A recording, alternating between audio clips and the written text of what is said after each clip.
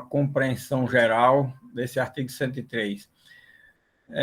Às vezes, passa pela cabeça de vocês, é possível, a questão relativa à demora, às vezes, em analisar um artigo. O professor, às vezes, tem uma aula toda, não termina nem um artigo. É verdade. Só que a análise de um artigo, às vezes, são artigos que tratam de matérias tão abrangentes que terminam servindo não só para interpretar aquele artigo, mas diversas outras coisas. Então, na medida em que a gente falar agora de efeitos da sentença após o trânsito em julgado, tudo vem fazer conexão com esse artigo 103 do que a gente está falando desse artigo 103. Então, na realidade, a análise de um dispositivo significa, às vezes, a compreensão de vários outros que nós vamos estudar e do próprio instituto em si, e assim por diante. É só para vocês verificarem que, apesar da gente ter muita lei para ver ainda, mas lógico que muitas coisas que a gente está vendo agora, e quando a gente começar a ver as primeiras leis, as restantes, as que vão ficando mais para o final, vão ficando mais fáceis de ser analisadas e compreendidas, entendidas. Por quê? Porque elas vão tratar de institutos que são iguais, e naqueles institutos que a gente já viu, analisou, nós não vamos, logicamente, nos alongarmos e repetirmos a mesma circunstância. Vamos apenas adaptar as peculiaridades de cada uma das ações, tá certo? Bom, hoje nós trabalharemos com o parágrafo, ficamos aqui com o parágrafo 4º do artigo 103 do Código do Consumidor. Vimos aqui no parágrafo 3º que a lei manda que seja aplicada as regras do artigo 103 até o parágrafo 2º na ação civil pública, que é a ação prevista na Lei 7347, como diz aqui o dispositivo, não é isso? E no parágrafo 4º manda aplicar a sentença penal condenatória tudo que foi falado com relação à ação civil pública. E a ação civil pública nós não falamos quase nada, porque, olha, é aquela história. O parágrafo 3º remete para que tudo que se falou e que se compreende e entende a respeito do artigo 103 até o parágrafo 2º deve ser aplicado na ação civil pública. Aí agora, por isso que o parágrafo 4º é muito resumido, é super sintético, né? Ele diz assim só: aplica-se o disposto no parágrafo anterior, aquilo que diz respeito à ação civil pública, a sentença penal condenatória, certo? Pronto, na sentença penal condenatória. O que é isso aqui? Aqui é o seguinte, é você utilizar uma sentença penal condenatória, certo? Para buscar a reparação do dano em matéria de direitos coletivos. Essa situação e a sentença penal condenatória servindo de título executivo para a cobrança dessa sua indenização. Isso é uma matéria que é conhecida de vocês. Eu vou só relembrar aqui. No artigo 515, inciso 6º do Código de Processo Civil, tem exatamente a situação que está aqui descrita nesse parágrafo 4º, que é o quê? Dentre os títulos executivos judiciais, o artigo 515, ele trabalha com o quê? Ele trabalha com os títulos executivos judiciais. Títulos executivos judiciais.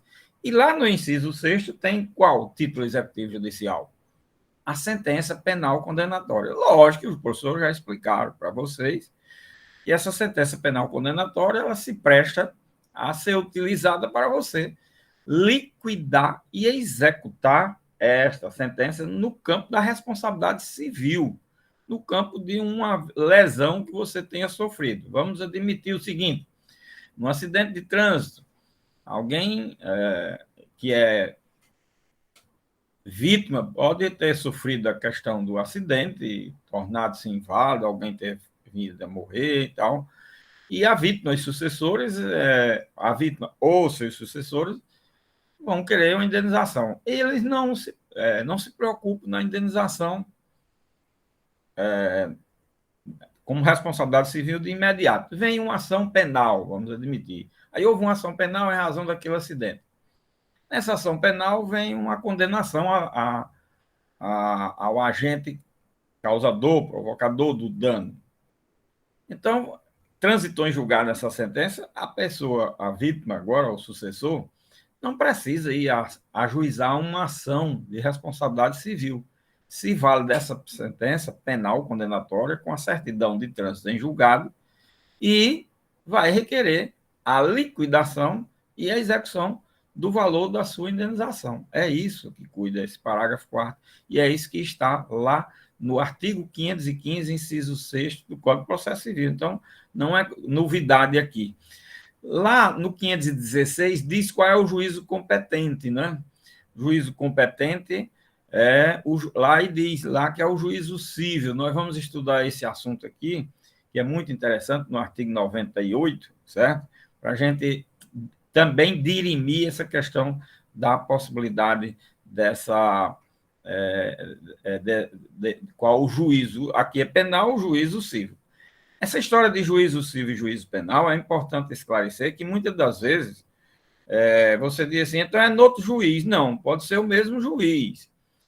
Um juiz de uma comarca que só tem um juiz, ele é o juízo civil, ele é o juízo penal, ele é o juízo de família, ele é o juiz da vara da Fazenda Pública Municipal, ele é o regedor de menores, ele é o diretor do foro. Ele exerce dezenas de cargos, para vocês terem uma ideia. Ele cumula, com o fato de ser juiz daquela comarca, ele cumula todos esses cargos e todas as especialidades do direito, para vocês terem uma ideia como são as coisas, certo? Então, às vezes ocorre de ser exatamente um juiz numa comarca que é um juiz único. Se é um juiz único, ele será o juízo civil, o juízo penal, o juiz do processo coletivo, o juízo isso, o juízo aquilo, e vai por aí afora, certo? Só para esclarecer isso. Juízo é aquele que vai julgar, independentemente de ser juiz. Aí juiz é que é A, B, C, D, é diferente. Juiz e juízo, certo? O juízo pode ter dezenas de juízos numa pessoa só. Juízes só pode existir um em cada pessoa, certo? É mais ou menos assim. Bom, um outro detalhe a respeito desse dispositivo, que é a parte que diferencia lá do. Então, professor, isso aqui é igual o Código de Processo Civil. Até certo ponto. Até certo ponto, por quê? Porque na ação penal, ou sentença penal condenatória que se refere ao artigo 515, é sempre de fatos ou atos que resultem numa lesão a direito individual. Aqui também mas o fato ou ato, na realidade, violou, que serviu de base para a condenação penal, foi no campo do direito coletivo, ou difuso, ou coletivo em estrito senso, ou individual homogêneo, certo? O exemplo, o tal do exemplo daqueles acidentes, se assim a gente considerar, ocorridos em Minas Gerais. Eu já falei para vocês que aqueles acidentes eles ensejam todo tipo de responsabilidade e viola toda espécie de direito, né? Responsabilidade civil, responsabilidade penal. Então, vamos admitir que alguém tenha causado um dano ao meio ambiente e responda a uma ação penal. Essa ação penal é originária e se prestará a sancionar um ato ou fato praticado em razão da violação a um direito coletivo. Meio ambiente é direito difuso, olha aí. Porém, esta sentença, numa ação penal que foi instaurada em razão da violação a um direito difuso, ela, uma vez transitada em julgado, tem natureza de título executivo judicial que pode ser liquidada e executada, certo? Por força dessa disposição legal no campo da responsabilidade civil, através somente da liquidação e da execução, tá certo? Então, não é toda e qualquer sentença penal aí. Tem a sentença penal quem seja o título executivo lá do Código de Processo Civil e tem sentença penal quem seja o título executivo aqui em matéria de direitos coletivos, tá certo? É preciso se saber de onde se originou a ação penal. Se foi uma ação penal cuja fato, relações jurídicas diz respeito a direitos individuais, direitos subjetivos, é o do Código de Processo Civil. Se for uma ação penal que resulte numa responsabilidade penal no campo dos direitos coletivos, é a regra do artigo 104, ou 103, parágrafo 4º do Código do Consumidor, quando se trata de consumo, que pode ser aplicada de forma extensiva a questões de responsabilidade no campo das ações de violações ao direito ao meio ambiente e outro qualquer direito coletivo, qualquer que seja a sua espécie, tá certo? Então, esse aspecto é interessante. Muito bem. Agora, com isso a gente conclui toda a análise e compreensão do artigo 103, com todos os seus parágrafos, não é? Aí nós vamos para o artigo 104 do Código do Consumidor. Esse artigo 104 do Código do Consumidor, vamos fazer a leitura dele, que é interessante. Ele cuida de um assunto muito interessante em matéria de processo. Ele cuida de coisa julgada e cuida principalmente de litispendência, certo? Repare que nós estamos, na realidade, aqui no capítulo referente à coisa julgada. É o que diz o capítulo 4, artigo 103 e artigo 104. Está no tema coisa julgada. Ele diz respeito à questão de coisa julgada e litispendência. E diz o seguinte: as ações coletivas previstas nos incisos 1 e 2 do parágrafo 1 do artigo 81 não induzem litispendência para as ações individuais, mas os efeitos da coisa julgada, erga omnes, ou outra parte, aqui aludem os incisos 2 e 3 do artigo anterior, que é o artigo 103, não beneficiarão os autores das ações individuais se não for requerida sua suspensão no prazo de 30 dias, a contar da ciência nos autos do ajuizamento da ação coletiva. Bom, algumas coisas que estão ditas nesse artigo 104 já foram vistas, e outras são informações novas.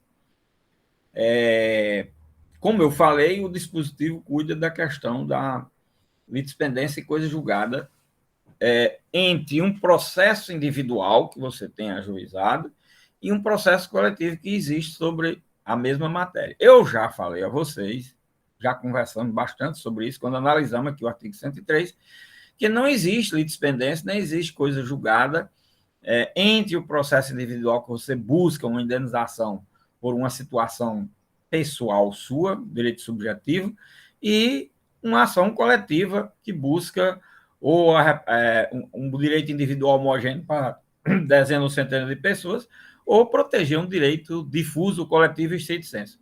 Já vimos que é possível ajuizar simultaneamente as mesmas ações, ou ter uma e ajuizar a outra, ou ter outra e ajuizar uma. O que significa isso que eu estou dizendo? Ter ação coletiva, eu querendo ajuizar uma ação individual minha, ou não ter ação coletiva, ajuiza individual e posteriormente vem a coletiva. Agora, a parte central aqui é a seguinte: que o dispositivo, vamos dizer assim, deixa transparecer, e não é só deixar transparecer, o que ele trata mesmo. Ele trata da seguinte situação: olha, as duas, não há litispendência nem há coisa julgada. Então, você pode ajuizar a ação antes, durante ou depois de uma ou outra.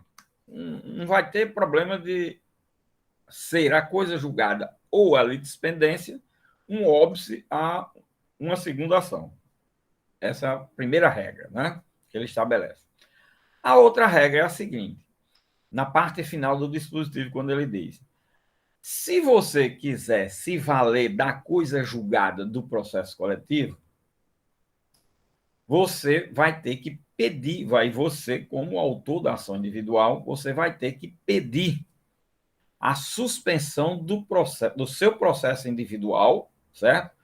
Para esperar o resultado da ação coletiva e, sendo favorável, você vai, agora, ao invés de dar continuidade à sua ação, vai liquidar e executar a ação coletiva, porque você não precisa mais de ter um julgamento na sua ação individual.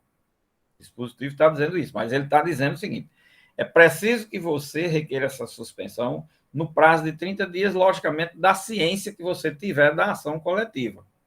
Esses são os dados. Bom, o que é que significa isso? Isso significa dizer que, não havendo litispendência nem coisa julgada, e você é quem tem o comando de dizer se quer se valer da coisa julgada do processo coletivo ou quer suportar os efeitos da sentença do seu processo, seja ele favorável ou desfavorável, você é quem vai dizer. É você quem tem que requerer isso. Você é quem tem que pedir a suspensão do seu processo individual, certo? Isso, minha gente, é o que provoca a grande quantidade de processos no judiciário brasileiro. Porque no judiciário brasileiro é sabido que 60% dos processos é de processos repetitivos. Então, isso significa dizer que de 90 milhões de processos que o pessoal alega que tem nas estatísticas do Brasil, 60 milhões poderiam ser evitados. Entendeu?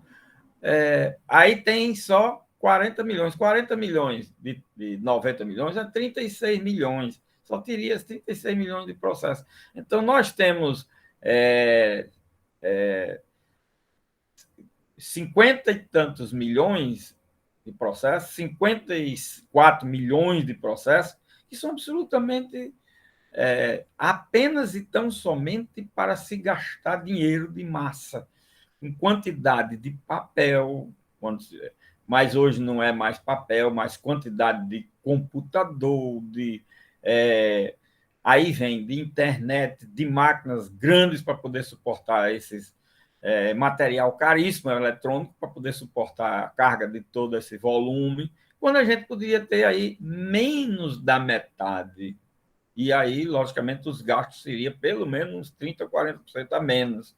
Aí, se nós gastamos milhões ou bilhões com isso, pelo menos milhões, esses milhões, se for 500 milhões, que não é só isso, ele poderia ser diminuído aí para 200 milhões, aí, 300 milhões, daria até para comprar até um computador para cada um dos estudantes das universidades federais, né?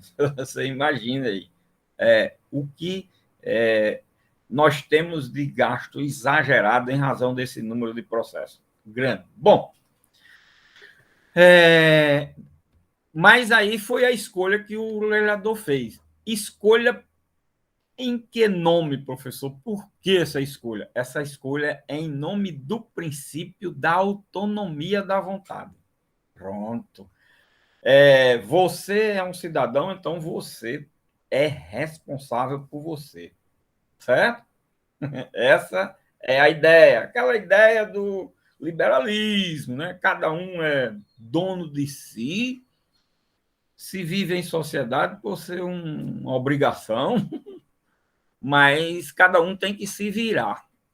Cada um tem que se virar e suportar os ônus e bônus. Esse aqui é o detalhe. O princípio da autonomia da vontade leva a essa situação. E isso, na prática, significa o quê? Bom, aí, com relação a esse dispositivo, eu posso entrar com ação individual, mesmo tendo uma ação coletiva lá em andamento. Ótimo. Soube que tem essa ação coletiva. Não pedi suspensão do meu processo. Vem o julgamento. O julgamento do meu foi desfavorável. Eu tenho uma coisa julgada agora, material, negativa. O julgamento do processo coletivo foi favorável. Eu posso me valer do julgamento do processo coletivo? Não. Em nome do princípio da sua autonomia da vontade, do seu grau de consciência que você tem das coisas, do mundo, da realidade, dos efeitos que as coisas provocam, favorável ou desfavorável. Não, você não tem esse direito. Você escolheu o seu processo, é o seu processo. Vai suportar os ônus e bônus do seu processo, certo? Agora, se o processo coletivo for desfavorável e o seu for favorável, você vai ter uma coisa julgada individual, em nome do princípio da autonomia da vontade. Olha como são as coisas, certo? Bom, essa foi a escolha do legislador em nome desse princípio da autonomia da vontade. Isso provoca o quê? Absurdos, assim, vistos sob a perspectiva não da forma como a gente está analisando. Isso é uma coisa nobre, perfeito. As coisas têm que ser assim. Para alguns tem que ser assim. Para outros, não. Eu, por exemplo, na época de juiz, quantas vezes? Porque isso acontece dezenas, centenas de vezes, viu, minha gente? Da pessoa perder o processo individual e ter havido uma ação coletiva e ele não poder se beneficiar dos efeitos da sentença da ação coletiva. Aí ele chegava e dizia, doutor, eu vim aqui falar com o senhor porque meu advogado disse, aí quer dizer, ele não confia já no advogado, já veio falar com o juiz para ver se o juiz dá um jeito ou pelo menos ele sai ali com a palavra do juiz, aí pronto, nesse ele acredita. Aí ele diz, é que eu entrei com a ação, paguei advogado, paguei custo, paguei tudo, aí eu perdi, doutor, não vou receber nada. O cara de amigo meu que não entrou com nada, não gastou, não procurou advogado, não saiu de casa, não teve trabalho nenhum, aí vai receber o direito. Eu digo, exatamente é assim. Doutor, isso não é injusto, não. Eu digo, na sua perspectiva é injusto. Agora, a perspectiva do legislador foi dizer que você é uma pessoa que tem autonomia de vontade. Então, você teria que escolher uma coisa. Doutor, mas o advogado nunca falou. Eu digo, pois é, mas o legislador elege cada cidadão como sendo pessoas totalmente sábias, pessoas totalmente preparadas, sabendo de tudo, cada cidadão. É assim que a lei trata. Eu quero saber se na prática é assim. Tá vendo? Às vezes o legislador realmente trata uma coisa de uma forma muito absurda, não é?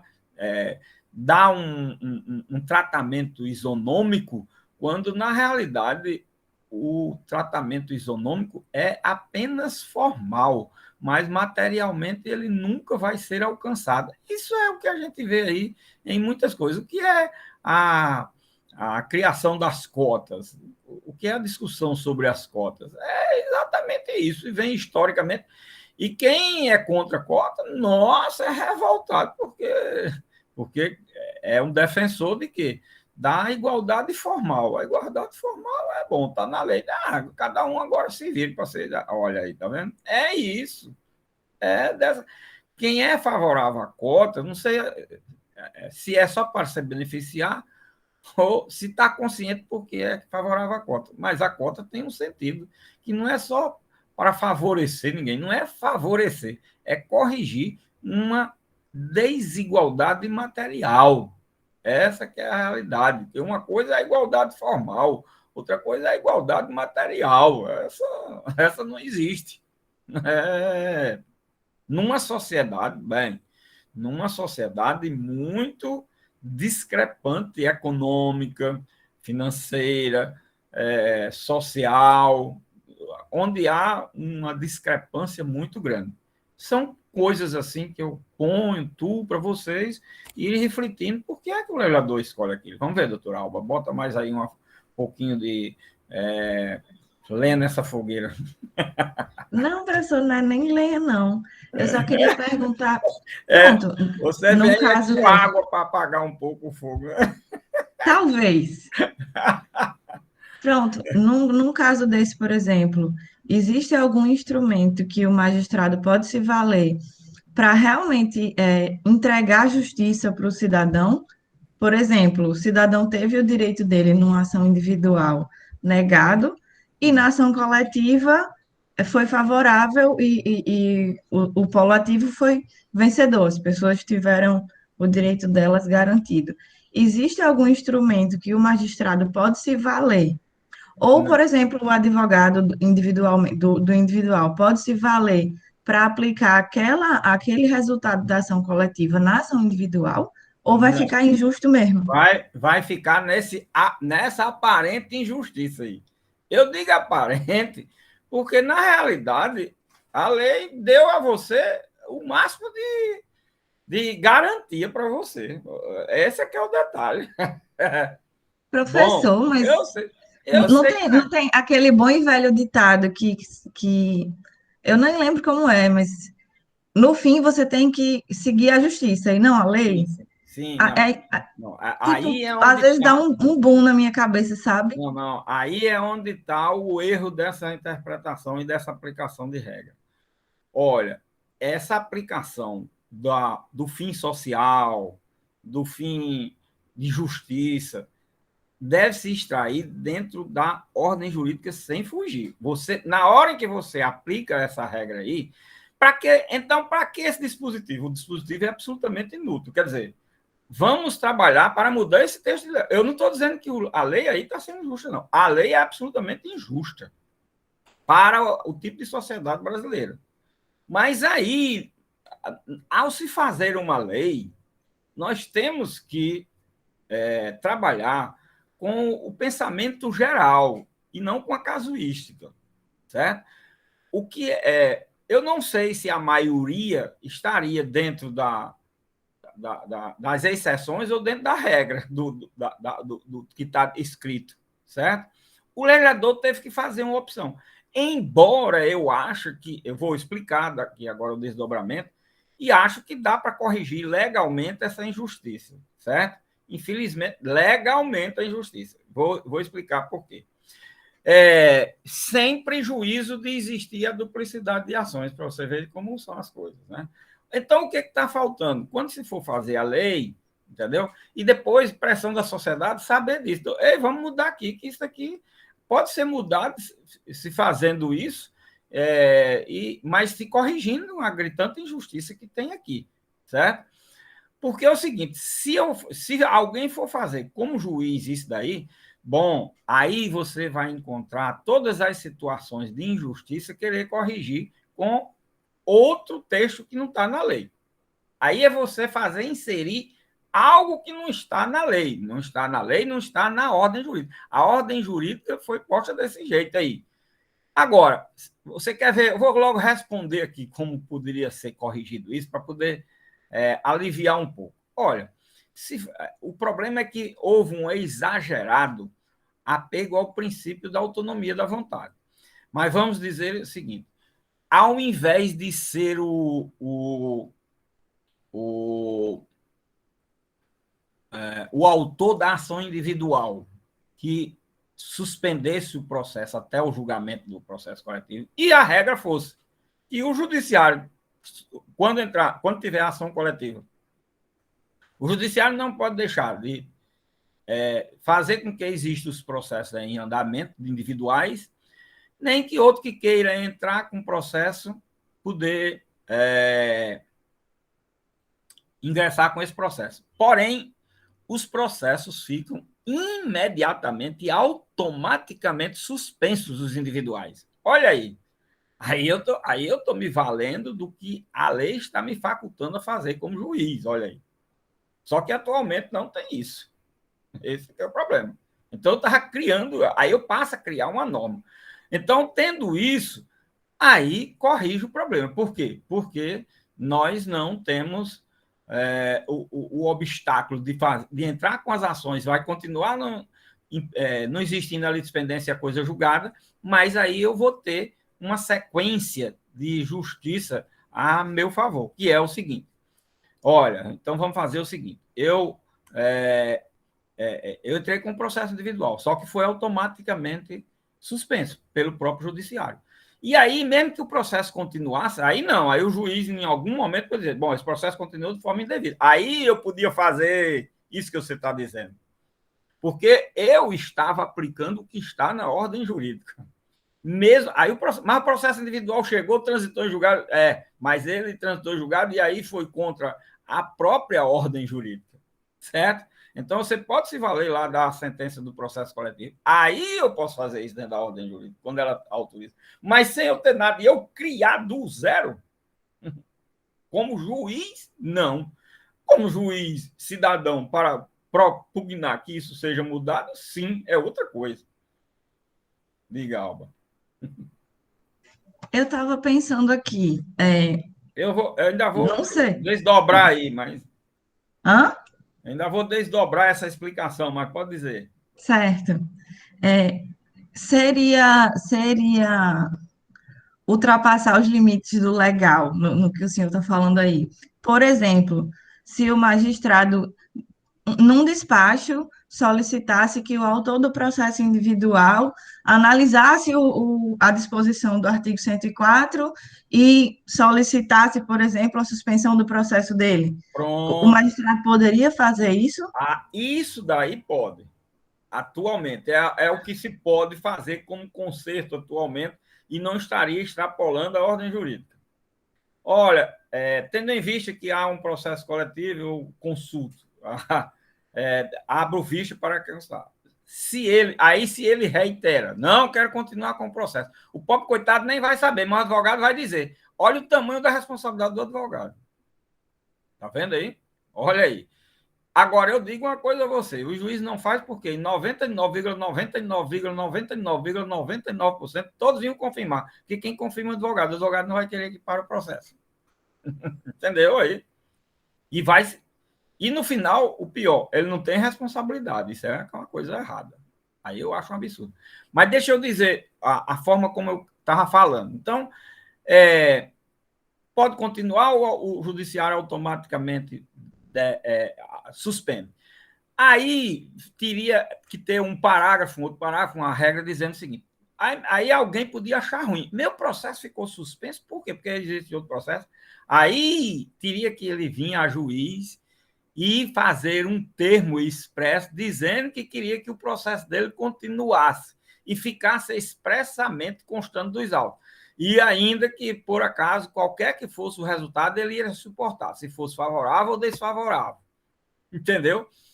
Aí eu acho que tudo isso é possível resolver. Isso daí precisa de uma autorização. Agora, hoje, o juiz pode abrir vista dos processos individuais. Ora, existe processo coletivo sobre esse. Determina que seja intimado no prazo de 5 dias para se manifestar nos autos expressamente, dizendo se quer continuar com o processo ou não, porque pode ser beneficiado pelo artigo 104. Porque o artigo 104 diz que ele tem que fazer isso no prazo de 30 dias do conhecimento da matéria. Aí você pergunta, e como é que ele vai saber disso? Aí nós vamos lá para o artigo 94 do Código do Consumidor, certo? Que diz que todo processo coletivo, quando ajuizado, ele deve ser divulgado pelos meios de comunicação social e publicado no edital de cientificação a terceiros interessados, mais ou menos assim, certo? O que é que significa isso? Significa que os meios de comunicação social, primeiro, eles não, na prática, não funcionam. Não é? Você nunca viu um Jornal Nacional da Vida. Quando eu digo Jornal Nacional, é de todas as televisões, certo? De todos os canais, de todos os segmentos. Começando dizendo, hoje foram ajuizadas no Brasil tantas ações civis públicas, tantas ações coletivas em matéria de consumo, e você fica...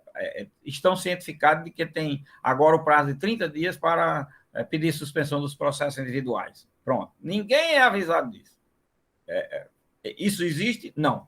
Mas existe o quê? Existe a situação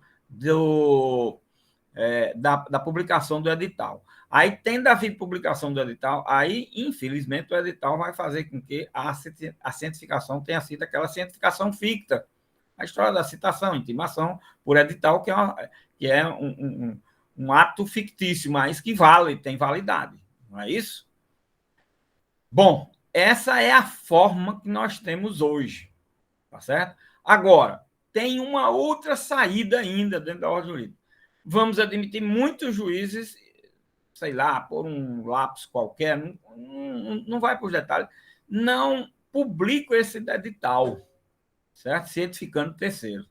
Aí você tem que... Aí tem ainda a saída, uma brecha, olha aí, as brechas na ordem jurídica de hoje. Você vai lá e diz, bom, aí você alega no seu processo, olha, mas eu fui no processo coletivo, não tem a publicação do edital para eu poder ter tomado a ciência de forma fictícia, certo? Aí, se não tiver, aí você pode ser beneficiado. Olha, tem as brechinhas, a gente olhando, toda a ordem jurídica sem agredir essa ordem jurídica, de acordo com a ordem jurídica, certo? Agora, se tem o edital lá, paciência, certo? Agora, se o juiz não abriu vista, como você está dizendo que abriu vista, bom, não é uma falta que leve a beneficiar a pessoa porque o juiz não mandou fazer isso. O juiz que manda fazer isso é apenas um juiz mais sensível, que sabe que causa isso um prejuízo, certo? Não, mas não vai causar nulidade. Por quê? Porque o legislador impôs esse ônus só à parte, em nome do princípio da autonomia da vontade. Esse é que é o problema. O problema todo, Alba, é a gente saber as fontes. Por que é que as coisas existem? Enquanto a gente não sabe, a gente atropela tudo e faz o que quiser, porque não está sabendo que está atropelando as coisas. É preciso que a gente saiba a razão de um dispositivo. É por isso que eu explico. A gente lê um texto legal, não é para ler o texto legal. Ah, esse artigo diz isso, decora aí. Assim, não é isso. É entender, compreender por que existe o artigo. Isso é que está no conhecimento de quem faz uma interpretação da norma. Certo? Por que é que quantos juízes não podem atropelar e fazer isso que você diz e muita gente formada mesmo pode fazer? Não está sabendo nem porque danado está sendo criado o artigo 104, nem só veio a questão da injustiça, porque fulano. Não, eu nunca me sensibilizei com isso. Eles vinham, eu digo, olha, você faça o seguinte, você para estar sabendo disso. Mas, doutor, eu não fui avisado. Não fui. Bom, você tem um advogado no processo.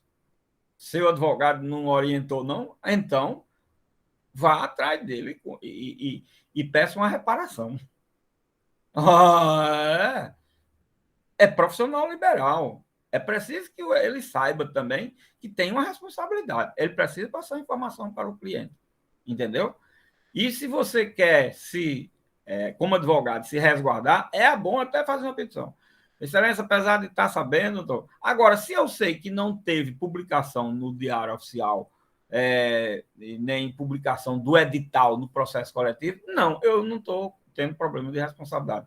Tudo isso é situações que você tem que trabalhar para poder saber por onde é que vai, certo? É por aí, as coisas precisam ser trabalhadas de forma que se compreenda, para poder saber o que pode, o que não pode, e não poder estar essa história do juiz criar norma.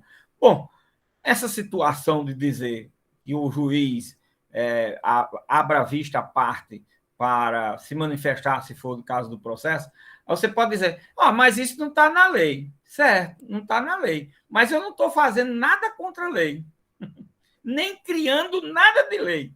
Por quê? Porque cientificar a parte de qualquer circunstância que pode levá-lo a um prejuízo ou a uma vantagem no processo é uma providência salutar que o juiz deve tomar no processo. Pronto. Olha aí, tá vendo?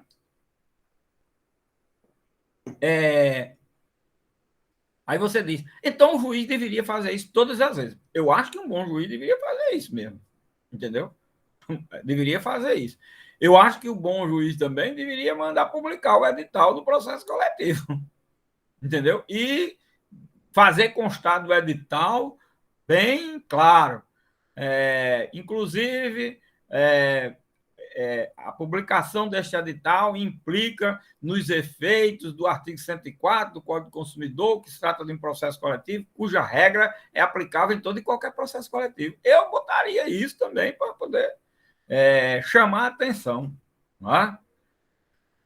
Mas as coisas não são feitas nem de acordo com a lei, nem a lei é feita de acordo com o que deveria ser feito. Olha, então o erro aí é de todo mundo.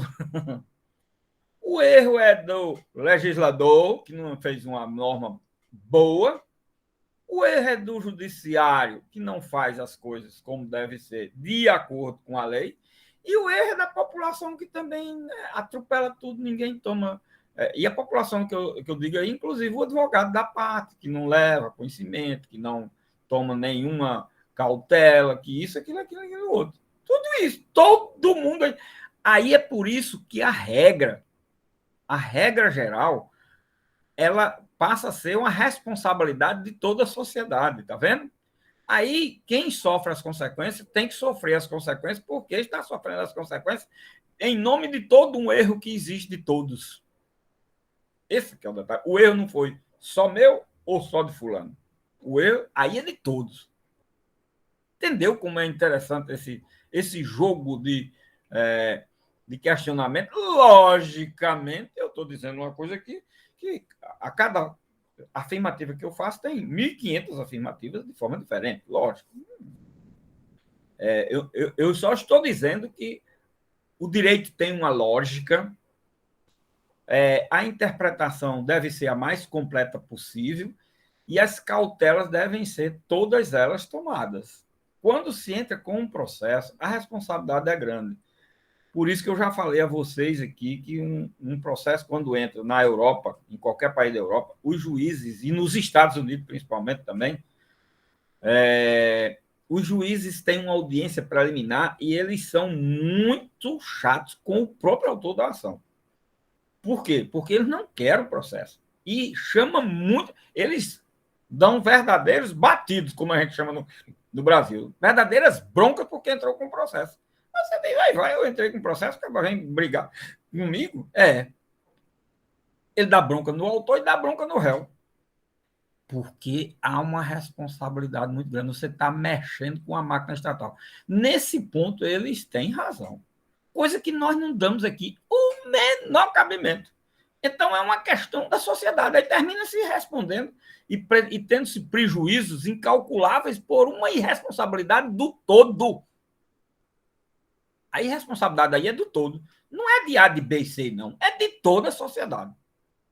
Não é nem só do legislador, nem só do judiciário, nem só do cidadão, nem só do advogado. É de todos. Repare que todos têm uma parcela de culpa. Trabalhando assim com a expressão culpa. Todos têm uma parcela de responsabilidade para fazer.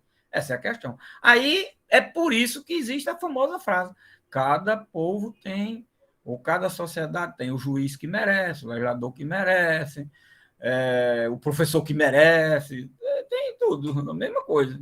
É por isso que se diz essa frase. Essa frase tem um significado muito rico. Não é só um efeito retórico que ela empresta. Tem o efeito retórico, mas, acima de tudo, o alcance dela é muito abrangente. E eu estou situando aí um exemplo de uma situação aqui que é muito importante isso para a gente ver. Olha, esse dispositivo, eu trabalho sempre dizendo isso, esse dispositivo é uma das piores coisas que existe no Brasil em matéria de processo e de sobrecarga do judiciário. Para você ter uma ideia. O valor exagerado que foi dado ao princípio da autonomia da vontade, que é um princípio secular, milenar, não é uma coisa também que foi do legislador brasileiro, não. É milenar. Desde que existe gente, se discute a questão da autonomia da vontade. E quantas pessoas não têm que dizer, não, olha, a sociedade americana, não, pronto, nós copiamos para uma sociedade, nós temos um dispositivo muito bom para a sociedade americana. A sociedade americana, se você for fazer uma pesquisa lá, 80%, 90% deles dizem que isso daí está certo. Por quê? Porque eles é cada um por si e o resto que morra, que se vire. A sociedade americana, a cultura é esta. Certo? Eles são eles e cada um deles é mais importante do que eles. É ele. O sistema, o americano é assim. Certo? É uma cultura calcada num capitalismo muito forte, certo? Num individualismo muito forte e numa base principiológica do liberalismo totalmente criada, divulgada, aperfeiçoada no sistema americano. Então, é assim por isso. O inglês, imagina o inglês. Quer dizer, é pior do que o americano. Nem participar de uma União Europeia o inglês quer, porque eles se acham tão senhor de si, se acham tão seguros e tão eles, não querem saber de porcaria de europeu, não quer saber de nada. O resto que seja resto. Pode ser até europeu. Nem isso eles dão valor. É assim, a sociedade é assim, o povo é assim, os valores em cada lugar são muito fortes. Agora, eu não tô justificando o dispositivo, eu acho que no Brasil deveria ter cuidado para se apegar a esse, principalmente para se elaborar um texto legal, a um princípio desse, como se fosse. Aí é aquela história da gente copiar as coisas dos outros. Se copia as coisas dos outros, só copia. Não se adapta. E quando se copia, a gente começa a descobrir que as coisas não são iguais. O que é lá em tal canto, assim, a cultura, o povo, os costumes, tudo é diferente, minha gente. As desigualdades sociais, econômicas, políticas, tudo no Brasil, meu Deus do céu. Você dá para comparar com a Inglaterra, com os Estados Unidos, com isso, com aquilo? Não dá para comparar. Então, eu também não posso copiar um instituto, qualquer que seja ele, em qualquer campo. Eu puramente chegar e copiar. E o que a gente copia sem saber é um desastre sempre. Tem uma cópia dessas coisas que é um desastre sempre, certo? Agora, precisa mudar isso daí. E um juiz não vai mudar no sentido. Ele pode encontrar brecha dentro do sistema dessa forma que eu já coloquei aí para vocês. Então, é isso que a gente precisa refletir. Precisa refletir. Vamos refletir. Como dizia o grande professor Delgado, ministro, que faleceu agora há uns 2 meses atrás, 3, vocês devem ter ouvido falar, professor da universidade, e ele dizia sempre: minha gente, vamos esfregar um pouco as nossas mentes.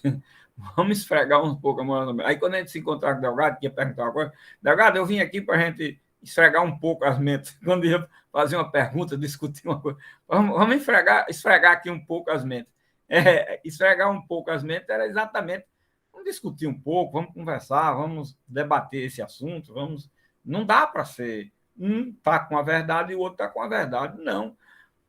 Os dois podem ter razão, nenhum dos dois pode ter razão nenhuma e pode se sair com um resultado que seja favorável aos dois, é muito melhor. Essa que é mais ou menos pela a forma que eu penso, né? Não se deve corrigir. Aí eu sou radicalmente contra. Não se deve corrigir injustiça por juiz quando vez que ele se encontrar de deparar com a justiça. Porque isso daí é um desastre. Porque aí, pronto, acabou. Aí nós temos um desastre. Porque cada caso ele vai julgar de forma casuística e aí vai ser a justiça dele sozinho, em detrimento do resto do mundo, inclusive da outra parte do processo. Porque quando ele escolhe uma justiça dele dentro do processo, pode até estar escolhendo bem uma hora, mas será que ele vai escolher todas as vezes desse jeito? Olha, juiz justo vocês não queiram saber, não, pelo amor de Deus. É a pior das desgraças que pode existir na sociedade humana. É por isso que a França, por exemplo, é muito ciosa com relação ao Poder Judiciário lá, nem poder é um órgão do Ministério da Justiça. É uma questão cultural, que eles viram sempre o juiz como sendo a pior das imagens que tem dentro do exercício de poder no mundo. Ele tem, o francês, culturalmente, ele é assim. Certo? E para ele respeitar, ele diz: você vai ser, mas eu estou olhando aqui de soslaio, e você vai ser apenas um órgão do Ministério da Justiça. A Justiça lá é um órgão do Ministério da Justiça, para vocês terem uma ideia. Tá vendo? É uma questão cultural também. Aí também, porque é um órgão do Ministério da Justiça, você vai trazer também para cá, nem copiar em outro canto. Não, é uma questão francesa. Certo? Então, olha aí como são as coisas. Mais ou menos assim. Mais ou menos assim. Bom, minha gente, esse artigo 104, olha como ele dá. Ele mexe com a questão dos valores, valores caros na sociedade. Tudo que, tudo que está, diz alguns autores, que o que são regras, são ou princípios, são valores regrados sempre. Os princípios são valores regrados. Alguns autores concordam com isso e outros nem tanto, né? Mas até que eu acho que tem um fundo de verdade, que são princípios, são valores regrados. Aí nós temos um princípio regrado, que é o princípio da autonomia da vontade. Quando o valor é regrado, ele, logicamente, vai ser muito discutido. Vai ser. Aí, nesses casos, é preciso que a gente tenha muito cuidado ao se fazer uma norma que venha a atender um certo equilíbrio para poder as coisas não ficarem muito radicais para um lado ou para outro, certo? Aí eu não tenho dúvida, mudar essa norma aí precisa mudar. Agora, nós temos o perigo, nós temos as seguintes posições: uns que são favoráveis a permanecer, outros que são radicais. Dizer que entrando num processo coletivo, não deve existir mais o processo individual. E a coisa julgada no processo coletivo valer para todos, mesmo em sentido contrário. Aí, olha, já começa a ter um extremo do outro lado que é muito perigoso também. Não vejo isso como uma boa mudança que deve haver. Não vejo, tá vendo? Mas tem muita gente que defende isso nos projetos que tem lá no Congresso. Eu participei já de acompanhamento de projetos nessa área de processo coletivo, eu sei como é lá, entendeu? Você é preciso saber que existe isso também. E isso, para mim, também não é uma coisa boa. Mas tem muita gente, colega juiz, nossa senhora, isso aqui é um absurdo, isso aqui deveria logo a coisa julgada material ser logo desfavorável para todo mundo também. Mas quem não participou do processo, nem nada, da situação caso isso, não, perdeu o direito, acabou, não tem mais. É assim. Tem gente que pensa desse jeito, olha aí, tá vendo?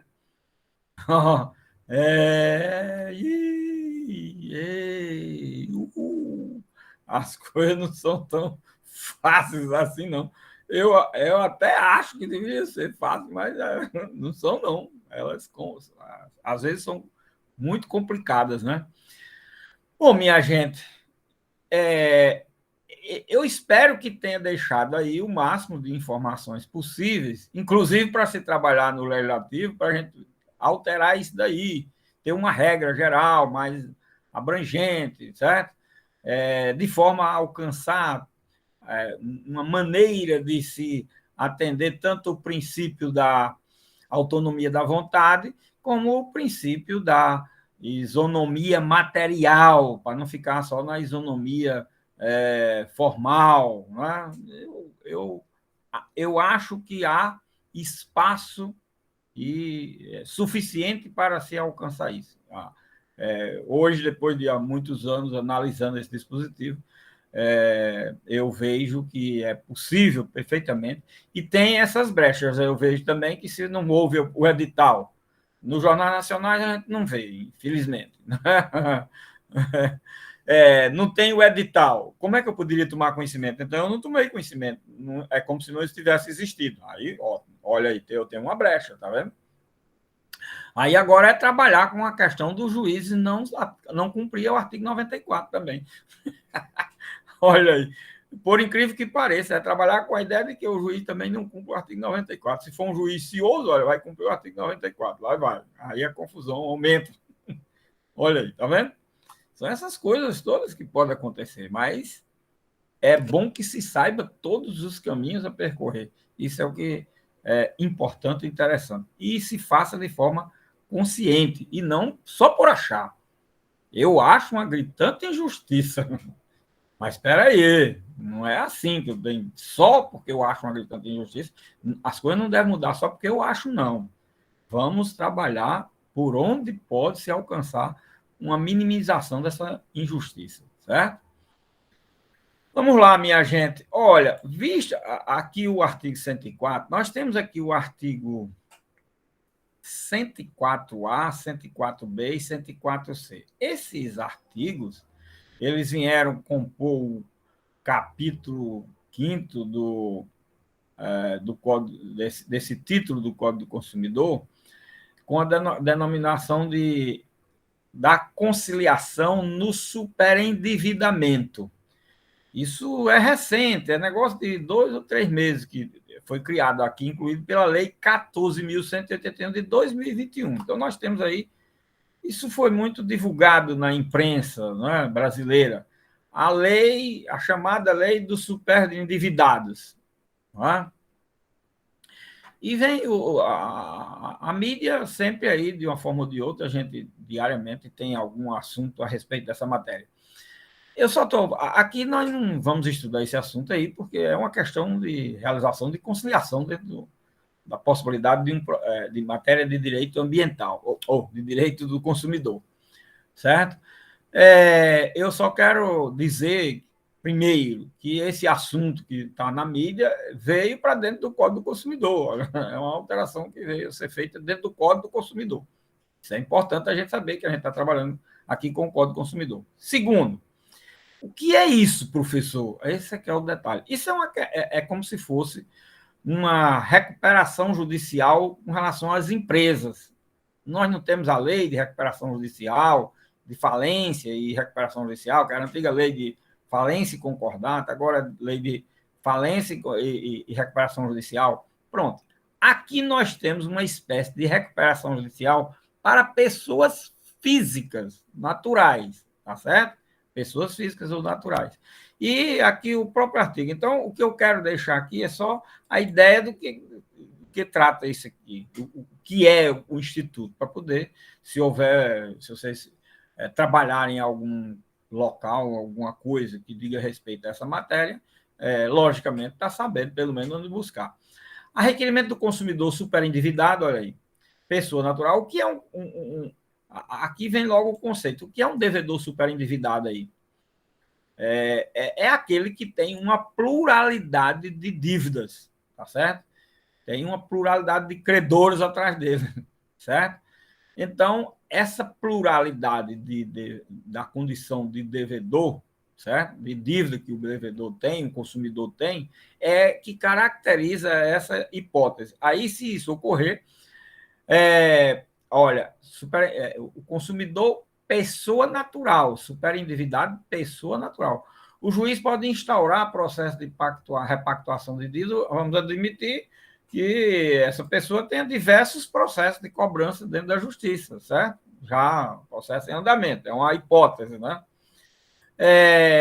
Aí pode instaurar o processo de repactuação da dívida. Então, vamos juntar tudo e instaurar esse processo de repactuação das dívidas, certo?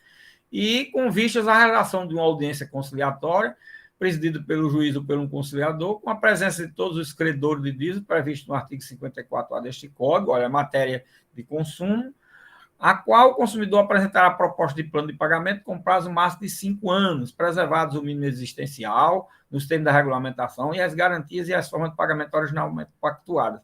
Olha, aqui ele repactua essa dívida, dizendo que pode saldar até 5 anos, dá um plano, faz um planejamento de pagamento dessa dívida, certo? E aí são 3 artigos cuidando disso. Aí há um disciplinamento do processo, questões de prazo, condições para realizar isso. Há uma série de fatores que os 3 dispositivos tratam, certo? Uma série de fatores. A validade disso, a natureza passa a ser natureza de título executivo judicial, homologação dessa repactuação. Você, logicamente, abandona tudo aquilo que estava na relação jurídica anteriormente firmada, é uma nova relação jurídica que é firmada, uma série de fatores implica nessa conciliação de repactuação de dívida aí que fala, certo? E isso daí tem que ser o quê? Tem que ser, primeiro, buscar alcançar uma forma negociada, certo?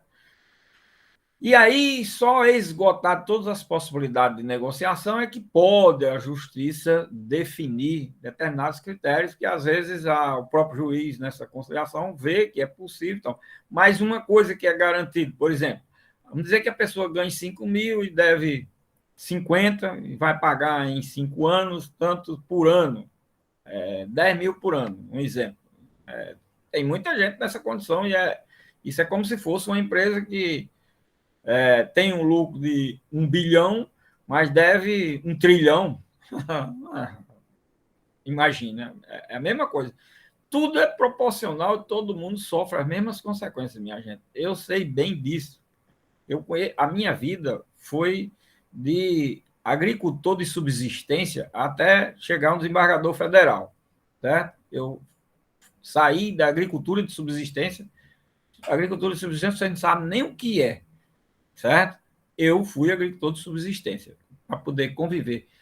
Eu e meus pais e meus irmãos que já tinham vários na época, a gente tinha que trabalhar para subsistir. Era só para conseguir o feijão, o arroz, o milho, a farinha. ainda bem que a gente tinha as condições de fazer essas coisas também, ainda era considerado um privilegiado, porque a gente tinha o local, a terra, as coisas para fazer exatamente isso, até chegar desembargador. Então, eu sei qual é em todas as fases da vida, em toda. Cortou muita macambira. Macambira eu andava dentro. Macambira é uma palma, minha gente, só de espinho. Eu andava dentro de macambira, tudo, cortava pagado, fazia tudo. Também andei muito. Tem lá um sítio chamado até Macambira, né? A minha região oeste que eu conheço lá, Macambira, tá vendo? Pois é. Então, eu sei o que é isso. E vejo o seguinte, uma coisa que eu compreendi na vida é que o aperreio que passa um bilionário, milionário, é o mesmo que passa o agricultor de subsistência, aquele que ganha o salário mínimo. Ele tem que fazer os ajustes para adaptar ao seu padrão. E quando as coisas não dão certo e quando vem o aperto, eles passam pelas mesmas angústias. É uma coisa impressionante. As angústias pessoais são as mesmas. Não estou dizendo que as situações em que um vive e que o outro vive são iguais. Eu estou dizendo que a angústia pessoal é a mesma, certo? Isso é uma coisa que eu, com o tempo, fui observando e vendo na condição de juiz. Vi e ouvi pessoas de todas as matizes e todas as classes sociais também, além de ter sido uma pessoa que passou por tudo e sei muito bem como é, certo? Agora, realmente é diferente a forma de viver de cada um, mas a angústia, quando a situação torna-se difícil, tanto faz de um como de outro, é a mesma. E você vê, às vezes, o seguinte, o milionário, é mais fácil ele se suicidar por aperto financeiro do que um pobre. Então, a angústia do milionário é possível que seja maior. Não fiz essa pesquisa, mas pelo que eu vejo, a gente vê notícias que a gente tem, diz, olha, eu mesmo quando vejo, eu digo, olha, isso deve ser vejo. Um pobre coitado do salário mínimo, ele já vem ali numa luta só de subsistir mesmo. Então, se ele.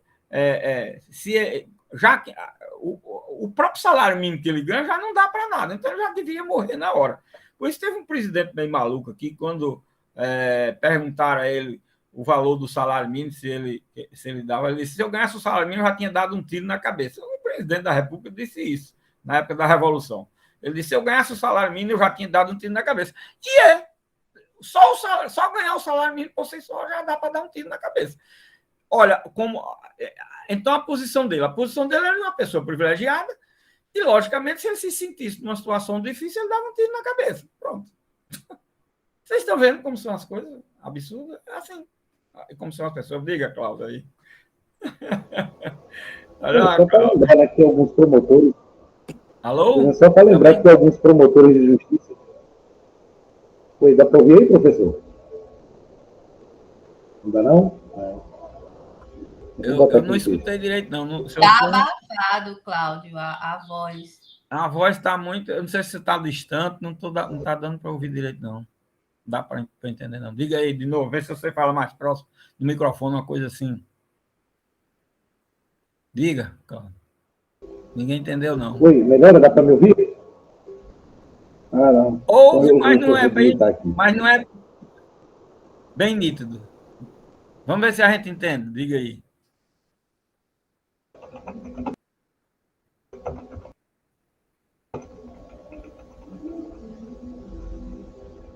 Eu estou com um problema aqui no áudio, infelizmente não vai dar para falar. Dá para ouvir agora? Mais ou menos, vamos ver aí. Não, eu só ia dizer assim, que é para lembrar que tem alguns promotores, né, que também que reclamam, né, dos seus poucos 24 mil reais, né, que não sabem o que vão fazer esse cartão de crédito. Há um ano atrás, foi um ano atrás, ou 2 anos atrás, um promotor numa reunião de discussão de salário, ele disse: o salário é um salário de miséria, tá vendo? Se for para continuar desse jeito, eu vou deixar para o motorista. Tá vendo? Olha aí. A angústia é a mesma. Ele falou com um salário de 20 e tantos mil reais, era na época, certo? Que a imprensa divulgou. É exatamente a mesma a angústia dele, certo? É a mesma de quem ganha um salário mínimo. Para ele, os 20 mil correspondem ao outro que ganha um salário mínimo. A angústia dos sacrifícios que ele estava vendo para viver, entendeu? É a mesma coisa. É isso que eu quero dizer. É essa parte. Não estou justificando que é uma pessoa que isso é coisa de privilegiados da vida que também exagera. Mas eu quero dizer que a angústia que ele tem é a mesma do assalariado mínimo. E outra coisa, aí esses que ganham, a gente diz que ganham bem, eles são mais fáceis de dar um tiro na cabeça, como a história do presidente da República que disse: se eu ganhasse o salário mínimo, eu dava um tiro na minha cabeça. Não, também é simplesmente isso. A realidade é essa. Para você ver como a angústia é talvez mais pesada. Eu digo assim que é o mesmo, mas talvez eu ache até mais pesado, parece. Diga aí, Sérgio. Professor, eu queria só fazer uma observação, porque o senhor falou de revolução. E acho que historicamente talvez seja mais adequado, ou até mais neutro, usar o termo o regime de 64. Mas eu não vou me preocupar com isso não, Sérgio, porque, olha, qualquer nome que eu disser aqui, eu uso 200 vezes o nome diferente. Eu não uso por uma técnica que eu defina como tenha sido, não. Eu uso como o pessoal usava na época. Uns dizem, olha, é revolução, é golpe, é regime de exceção, é tanta coisa. Eu apenas utilizo aquilo que vem na minha cabeça. Você não está definindo o que é. Não, eu quero só explicar isso, tá certo? Fique despreocupado que eu não estou dizendo pelo nome que eu acho que foi, não. Eu estou dizendo pelo nome que foi que se dizia na época. Um chama de ditadura, outro chama de golpe contra golpe, outro chama de exceção, outro chama... qualquer coisa dessa vem na minha cabeça, eu digo. Não é definindo o que é, não, certo? Eu só sei que eu vivi e sei também como é, certo? Muito bem. Isso daí, se eu for discutir essa parte, eu sei bem como era na época. Diga. Como nós somos praticamente da mesma idade, acredito, eu também vivi essa época. E realmente, assim, é meio ficar se policiando quando a gente tenta usar essa linguagem, digamos assim, tecnicamente mais correta. Mas eu concordo com o senhor. Às vezes vem na cabeça da gente, a primeira palavra que vem a gente solta. Exatamente. Eu não vou me preocupar em dizer exatamente. Até porque a minha forma e a sua forma de dizer o que foi também não é unânime, não. Nem a minha, nem a sua, nem a do outro. É aquela história. Exatamente. Qualquer nome que eu disser, tem pessoas que aceitam e outras que não aceitam. Entendeu? Por isso que eu uso como uma forma de dizer que foi um período diferente. Que era diferente, era bem diferente. Essa era a realidade, né? Do que a gente via antes e do que se veio ver depois. Tá certo? Então, olha, com relação a esse artigo 104, 104A, aliás, 104B e C, eu só quero informar isso para vocês saberem que isso está dentro do Código do Consumidor e pode ser trabalhado, essa situação hoje. E essa lei que veio... A lei é muito nova, isso está sendo de pouca aplicação, porque ninguém conhece, sabe? Olha, a quantidade de lei que saiu do ano passado para cá, que tem muitos benefícios e tem malefícios e tem tudo, é muito grande e as pessoas não estão nem sabendo.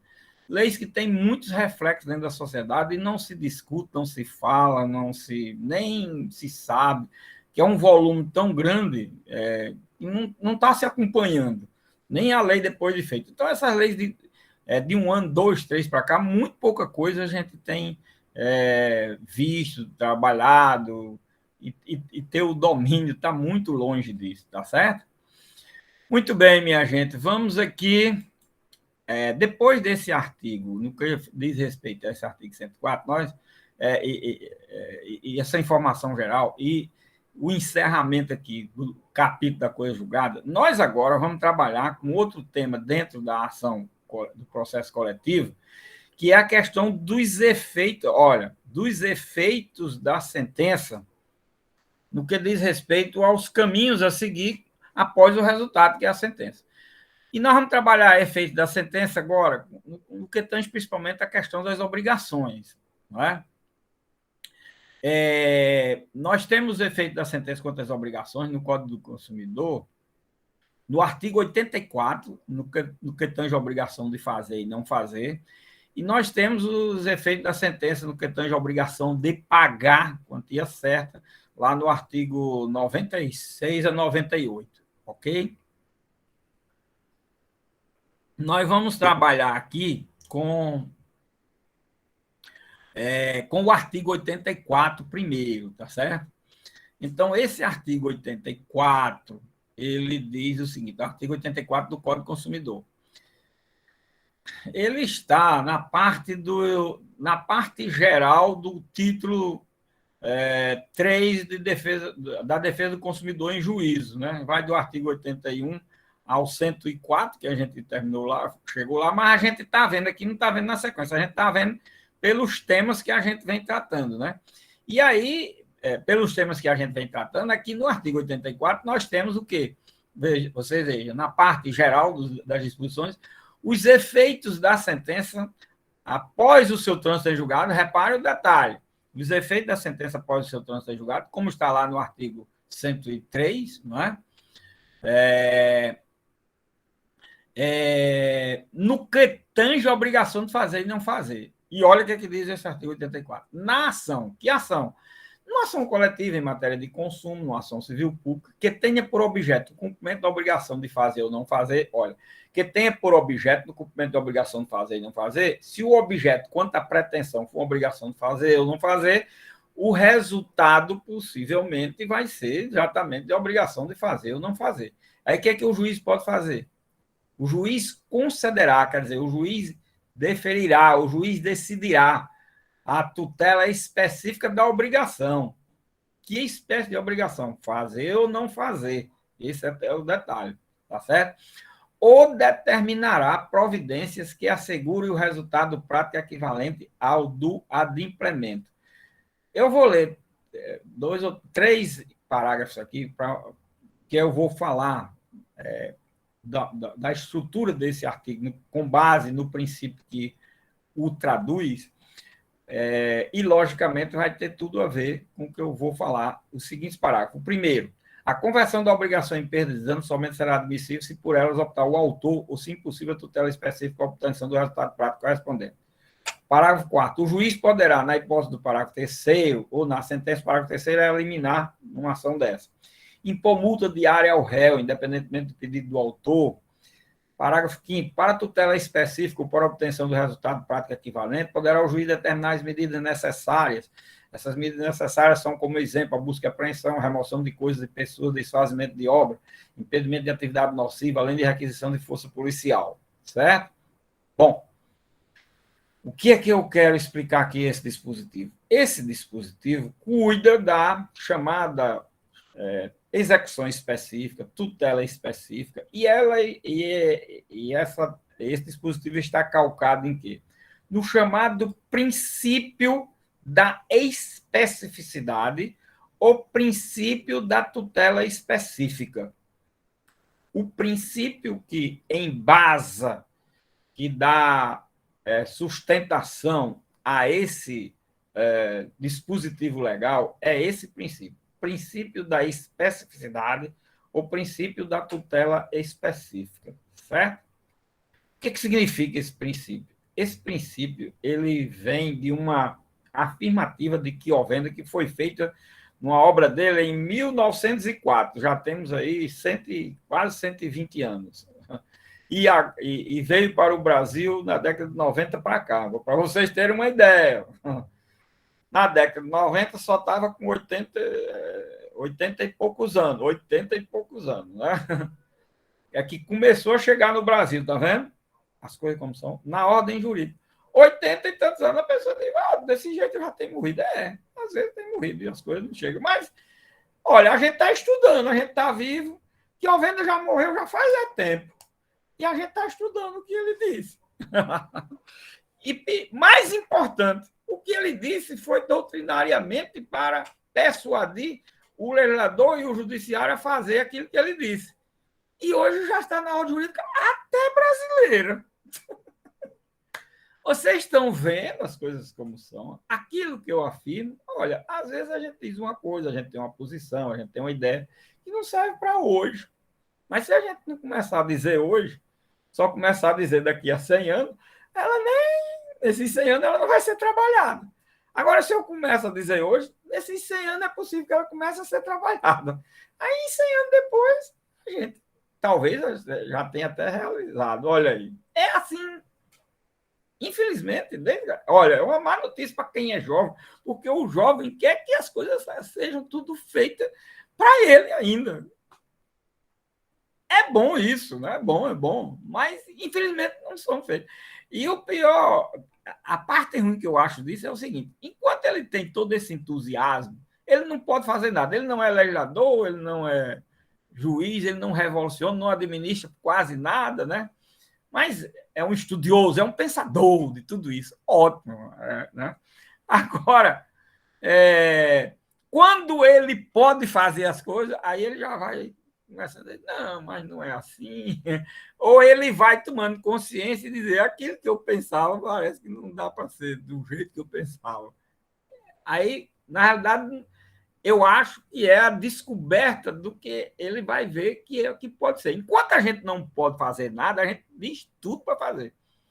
Né? Enquanto a gente não faz, não é responsável por fazer, a gente diz tudo que é para fazer, para os outros fazer. Né?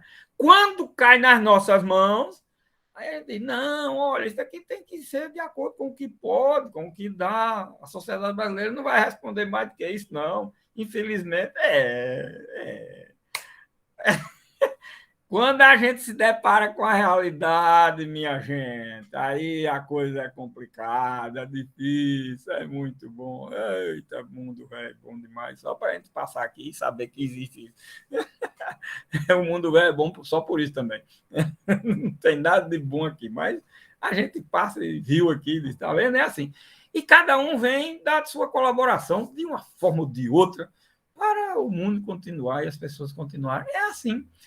O que foi que Kiovenda disse em 1904? Olha, 1904 ele disse uma coisa tão simples.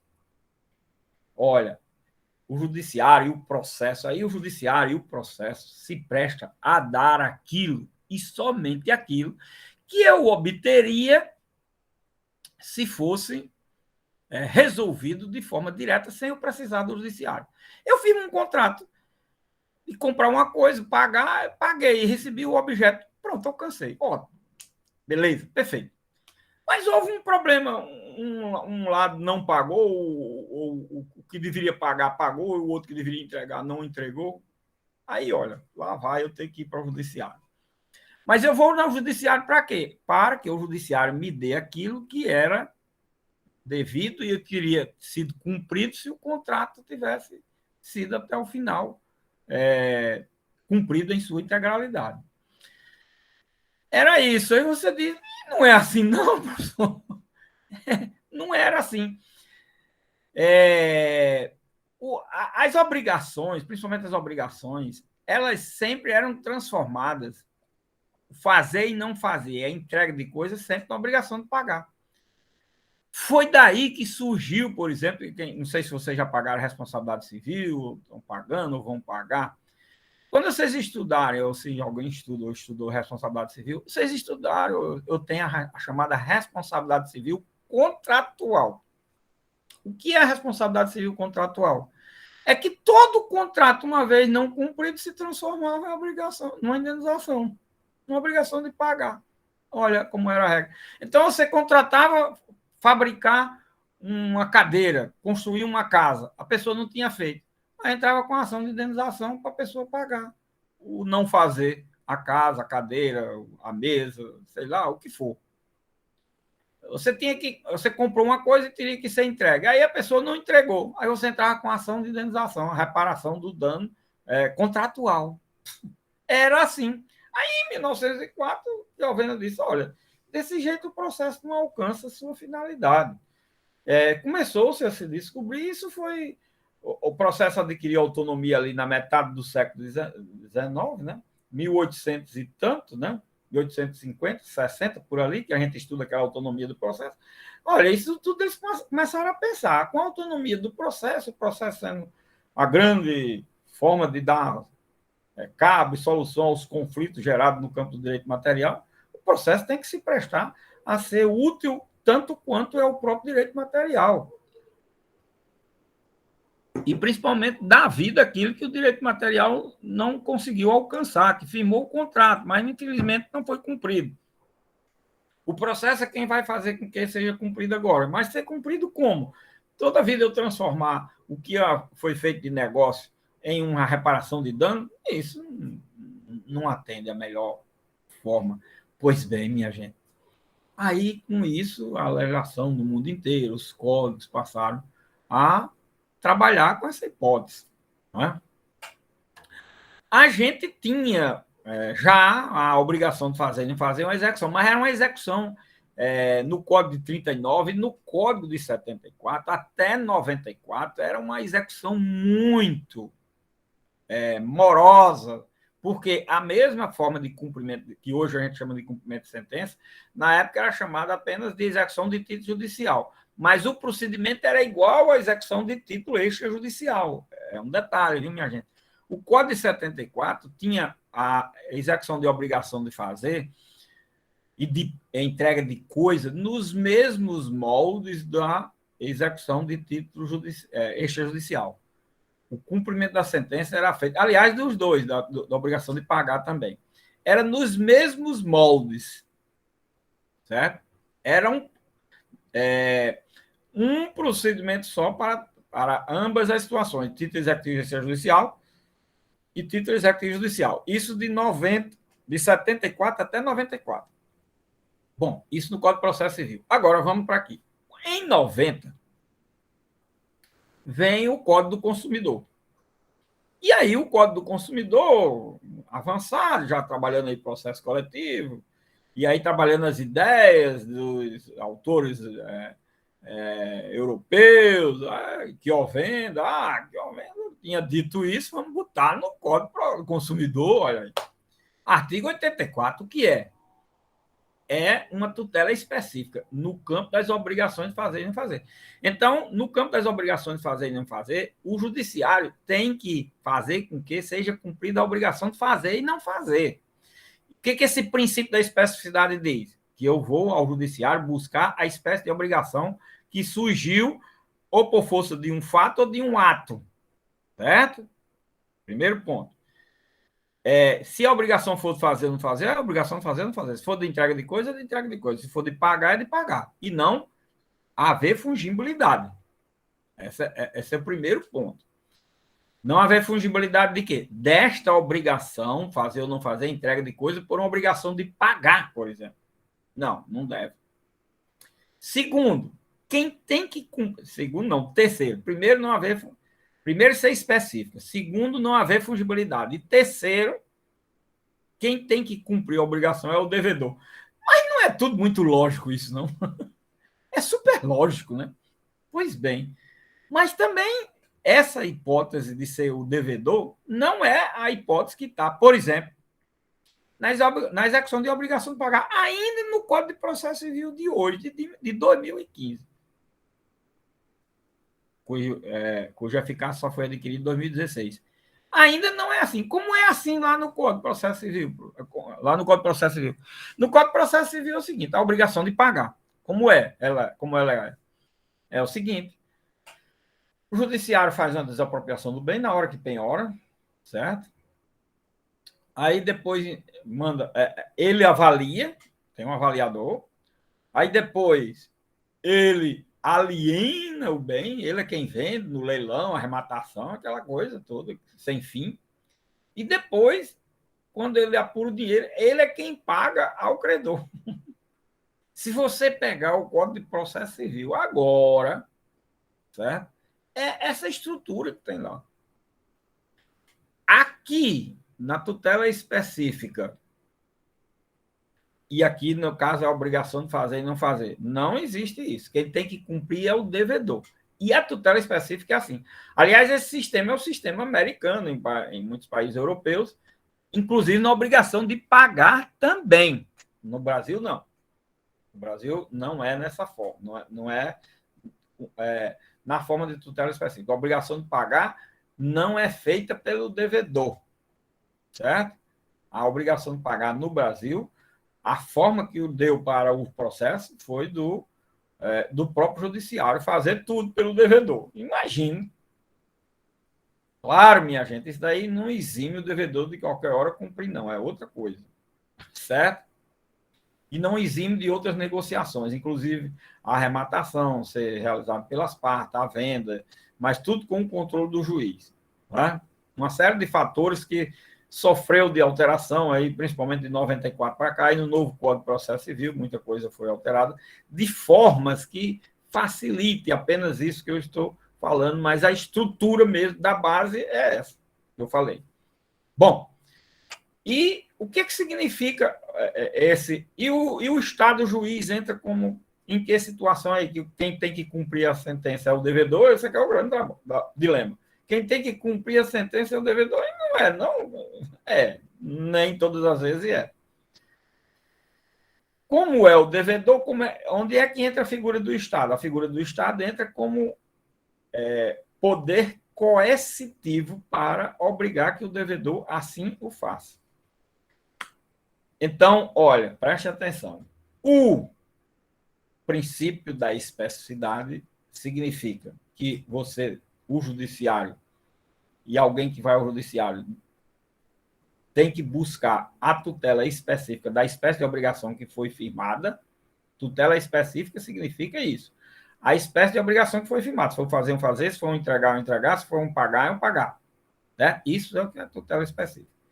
Primeiro isso. Segundo, que ela não é transformada, em regra, em indenização. E terceiro, não há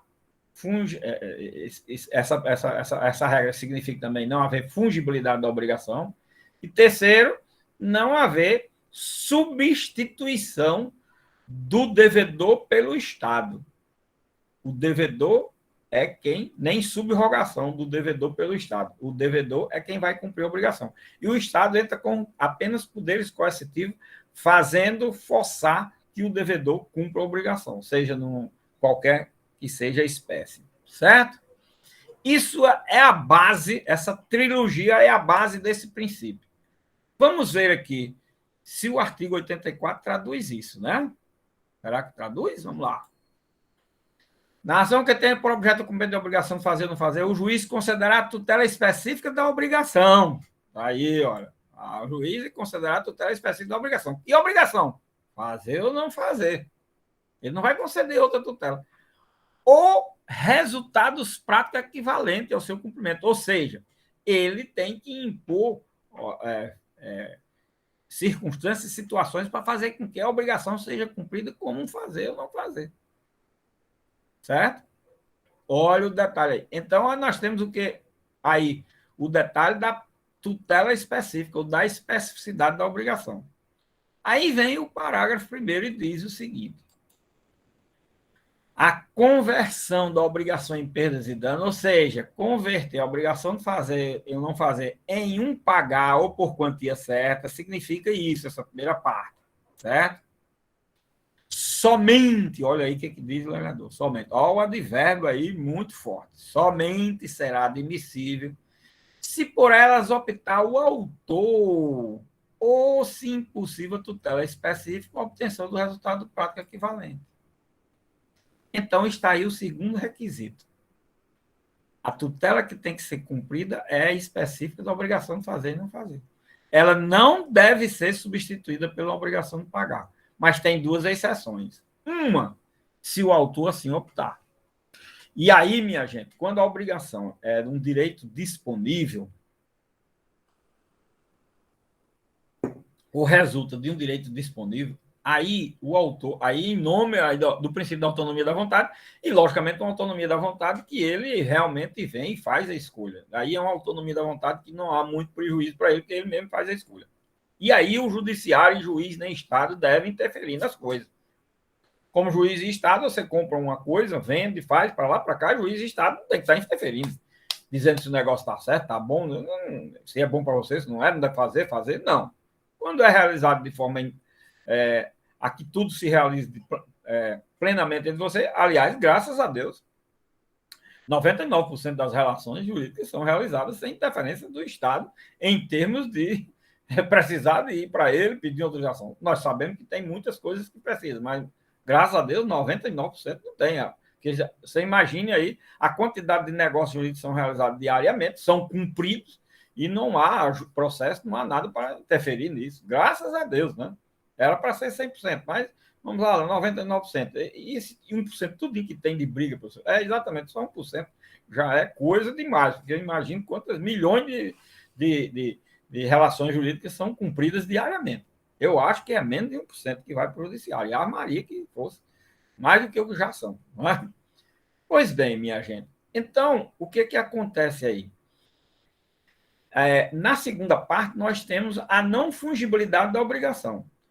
Mas, professor, tem duas exceções. Tem as duas exceções. Quando o autor escolhe, porque é o autor escolhendo, tem disponibilidade, aí o juiz não deve se meter nem ninguém. É ele que está escolhendo. Ó, perfeito. Pronto, ele quer substituir a obrigação de fazer por um pagar. Pronto, ó, perfeito. Ótimo. A outra hipótese é quando a tutela específica não puder ser cumprida. Quando é que não pode ser cumprida? Quando a pessoa morre, um fazer ou não fazer. Né? Quando ela se torna inválida, quando ela desaparece. São situações, ou numa obrigação personalíssima, eu não posso substituir por terceiro, e a pessoa não pode fazer por um impedimento de doença, disso, daquilo, uma obrigação de fazer ou não fazer personalíssima. Um exemplo, uma obra de arte, um quadro, sei lá, alguma coisa de arte, que eu contratei o artista tal para aquilo. Eu não contratei um quadro, eu contratei o quadro de fulano, certo? É isso. Quando eu contrato o quadro é um quadro, uma obra de arte qualquer, é um quadro. Você traga qualquer um que vai me servir. Aí não é personalismo. Mas quando eu contrato personalista, eu quero quadros do artista tal. Aí pronto, é personalismo. Aí ele não pode fazer por, sei lá, tornou-se inválido, desapareceu, não está. Então, as hipóteses que estão aí, uma é de escolha do autor e a outra por absoluta impossibilidade. Certo? Se o autor não escolher, só tem uma forma de não ser a obrigação específica, se não pudesse realizar. Certo? Aí transforma-se. Então, foi isso. E, logicamente, o legislador tinha que trabalhar com essas exceções, porque realmente, sem essas exceções, ficava impossível, né? E aí, uma personalíssima teria que ser feita por um terceiro, teria que facultar outra forma. Né? Mas aí, não, o legislador diz, nessas hipóteses pode ser feita, logicamente, é autorizada a fungibilidade da obrigação. Bom, e a terceira hipótese é a história de quem tem que fazer o devedor. Olha, aí vem, e o Estado entra como o quê? O Estado entra como poder coercitivo. Né? E aí nós temos o parágrafo 4º. O juiz poderá, na hipótese do parágrafo 3º, que se houver uma liminar, ou na sentença, que é o caso aqui da sentença, impor multa diária ao réu, independentemente do pedido do autor, se for suficiente ou compatível com a obrigação, fixando prazo razoável para o cumprimento do preceito. Olha, aqui é o poder coercitivo patrimonial, certo? O parágrafo 4º é poder coercitivo patrimonial.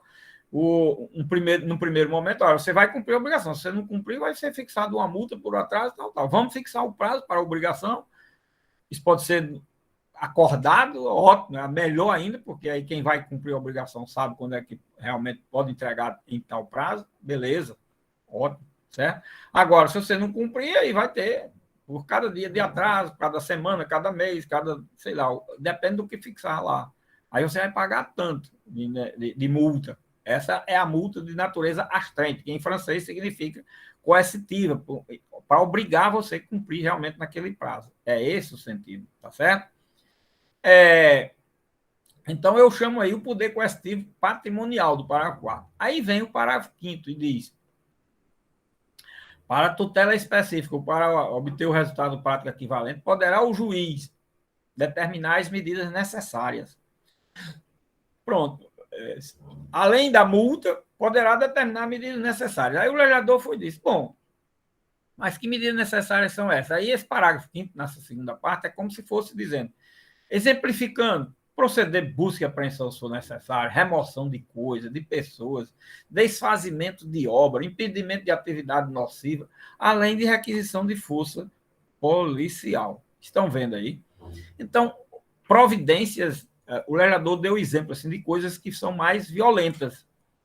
Remoção de pessoas, de coisas, desfazimento de obra, paralisação, suspensão, restauração de uma mata que foi derrubada, desfazimento de alguma coisa que foi construída no lugar proibido, restauração, tudo isso é forma de obrigação de fazer e não fazer, que aí o judiciário obriga que o devedor, que é quem foi vencido na demanda, é quem deve cumprir. Ele vai impor o quê? Poderes coercitivos aí. Se você vai fazer, se você não fizer, eu vou impor a força policial para isso, para aquilo, se for no caso que seja, logicamente, adequado e conveniente a força policial. Se você não fizer, eu vou remover tal coisa, eu vou fazer tal isso, para poder fazer. Então, quem vai cumprir é o próprio devedor. E o que é que ele pode sofrer? São poderes coercitivos do Estado para ele realizar. É isso, minha gente. Olha, esse princípio é de uma previsão legal aí de forma fantástica. Você veja, esse princípio ele veio a se inserir de forma mais evidente no sistema brasileiro a partir de 94, de novembro. Bem, primeiro, esse artigo 84, vamos ver aqui um dadozinho histórico e informativo muito importante e interessante.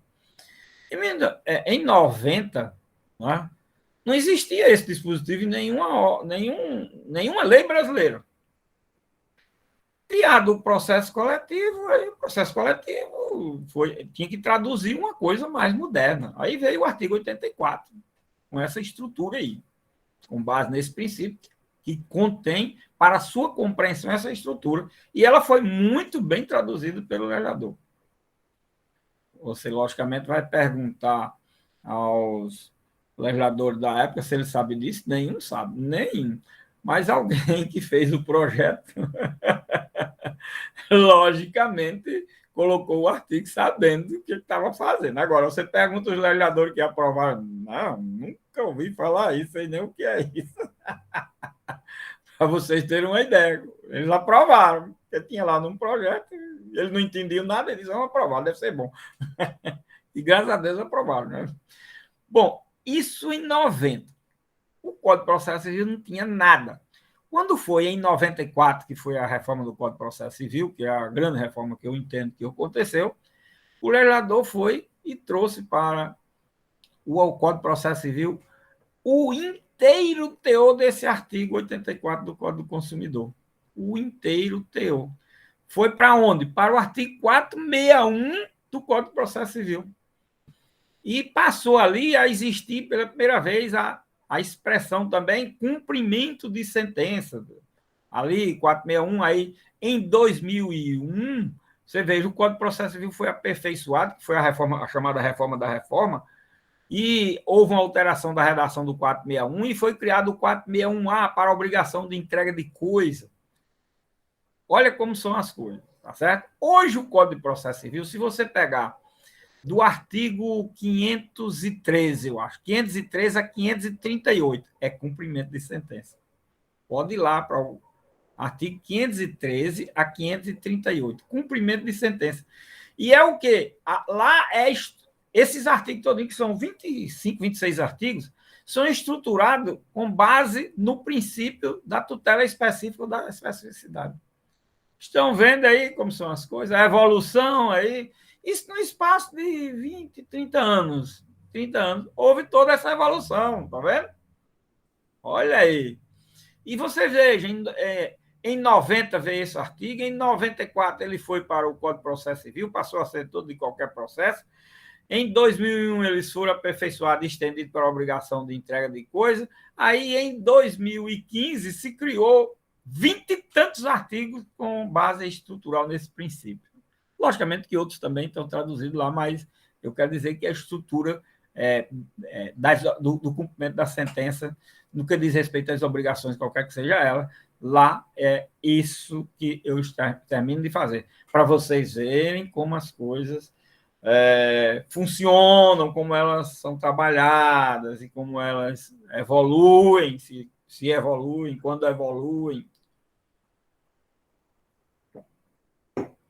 E no espaço de 30 anos houve toda essa evolução. De um simples dispositivo, numa lei específica, de uma espécie de processo, passou 4 anos depois para a regra geral, aperfeiçoado, e hoje nós temos 20 e tantos artigos cuidando. Olha aí como são as coisas. Estão vendo? É muito interessante a gente, quando conhece as coisas. É por isso que eu gosto de estudar. Eu gosto de estudar por isso. É porque o estudo faz você criar situações, descobrir coisas que são fantásticas. Eu estudo sempre com essa preocupação, vamos dizer assim. Mas voltado para isso, para o interesse em descobrir as coisas. Por isso que eu gosto muito da questão de citar a mudança, como ocorreu, os fatores históricos, políticos, econômicos, que influenciaram aquelas coisas. Vocês veem que eu coloco muito isso, porque isso para fazer a norma, aí eu preciso desses dados econômicos, políticos, sociais, tudo. A norma é criada em cima dessas outras ciências. Depois que cria a norma, ela se transforma no jurídico, no jurígeno, no direito, e aí eu vou trabalhar o direito. Mas eu sempre procuro mostrar a norma, mostrando como é que ela surgiu, com base nessas outras ciências. Mas eu tenho que fazer aqui a análise, como é que ela é interpretada, porque é o papel do intérprete aplicador. Quando você for juiz, promotor, advogado, dentro de uma atividade que implique em trabalhar com o direito vigente, aí aparenta que você é uma pessoa conservadora, aparenta que você é uma pessoa de visão muito limitada, aparenta tudo isso. O juiz é sempre visto, o juiz kelseniano, aí se denomina de tudo que é coisa. Eu digo que é um intérprete. Agora, quando não se é, o juiz principalmente, porque o juiz não pode fugir a isso. Porque se o juiz fugir, minha gente, nós estamos bombardeados. Qual é a segurança que nós temos? Qual é a estabilidade que nós temos? Não, mas isso daqui é uma questão civil. Homem, não dê asa, não, porque vai depois para outras questões de outra área e vai ser um desastre. É por isso que eu sou muito cioso. Não é porque sou conservador, não. Eu não sou conservador em fazer a lei. Eu sou conservador em fazer, pelo amor de Deus, cumprir a lei. Vamos pelo menos cumprir o que tem. Que já é um trabalho super extraordinário. O grande problema é que não se cumpre. É outra coisa também. Mas se cumprir, nós temos boas coisas. Muito boas coisas. E para se cumprir, é preciso se saber, ter o domínio. São essas coisas todas, minha gente, tem trabalho. Bom, esse é o artigo 84, minha gente, cujo parágrafo segundo apenas distingue a natureza jurídica da indenização para a multa, que diz que as duas podem ser acumuladas, porque não tem a mesma natureza jurídica, certo? Se por acaso transformar a obrigação de fazer em um pagar, pode se acumular essa obrigação, essa parte da mudança da obrigação, pode se acumular com a multa, tá certo? Não são incompatíveis, por terem natureza jurídica distinta. Esse é o parágrafo segundo. E o parágrafo terceiro cuida de uma liminar em ação coletiva, na obrigação de fazer e não fazer. É isso. Termina sendo simples, não é? Eu passo aqui essas informações para vocês terem uma ideia. Muito bem, já está chegando aí o horário, né? E o ritmo aí é pesado, porque é um bocado de informação que a gente tem que ter nessa parte que eu chamo de uma teoria geral do processo coletivo, como é interessante, porque isso vai facilitar demais a nossa leitura dos processos coletivos em espécie. Né? Se Deus quiser, vocês vão ver como vai facilitar. Não é? Professor, em tempo. O senhor recomenda alguma obra que a gente possa fazer uma leitura a respeito dos processos coletivos? O processo coletivo? Isso. Olha, Tem várias, mas uma... Qual é aquele livro da capa dourada para o senhor? Aquele livro da capa dourada. É aquele que o senhor diz assim, esse é o meu livro, que eu não empresto para ninguém. Aí nessa parte, meus livros todos são de capa dourada. Eu empresto um livro para você ficar estudando aqui mesmo, né? No meu escritório. Quem quiser ir lá para estudar uma coisa, tem que ficar lá. Agora fica lá, viu? Eu vou trazer amanhã. Eu digo, vai não. Não vai levar, não, que eu sei que você não vai trazer. Você vai dizer que amanheceu, teve um problema, o ônibus quebrou, qualquer coisa acontece, você não vai trazer. Aí passa para o terceiro dia, o ônibus ainda não voltou a ser consertado, a linha não foi restaurada, vai ter um dou nada, você fica aqui. Agora, pode ficar à vontade. Eu dou até a chave do escritório, você fica aí, passa a noite, final de semana, o que quiser. Agora, emprestar, não empresta, não. Mas o livro tem que ficar aí, depois você termina e deixa ele em cima da mesa. Eu tenho um bocado de livro, eu sei 116, professor.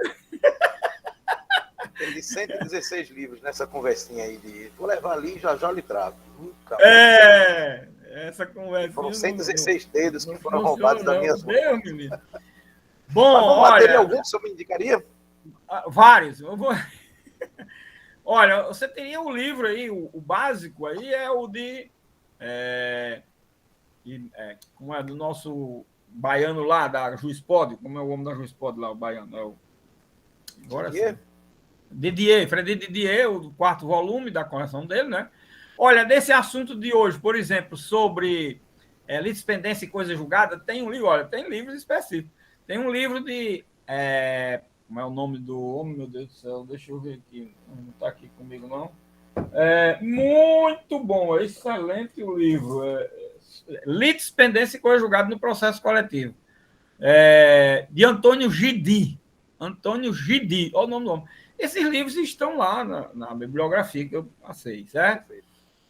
Antônio Gidi. Tem, agora, sobre coisa julgada, tem Ada Pellegrini nos comentários ao Código do Consumidor, né? Também, muito bom. E assim, tem muitos... E todos os livros de processo coletivo têm alguma coisa. E muitos artigos. Você encontra muitos artigos sobre assuntos assim específicos. Coisa julgada no processo coletivo, aí você encontra artigos, certo? Execução de obrigação de fazer e não fazer do processo coletivo. Olha, sobre execução de obrigação de fazer, existe um livro de um autor lá do Paraná, como é o nome dele, meu Deus do céu? É um processualista famoso que tem aí cursos de processo civil, não me recordo agora o nome dele, depois eu passo para vocês.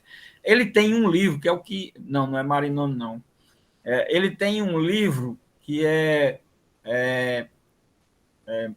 excelente sobre a obrigação de fazer e não fazer, a tutela da obrigação de fazer. Não, também não é Arenhardt, não.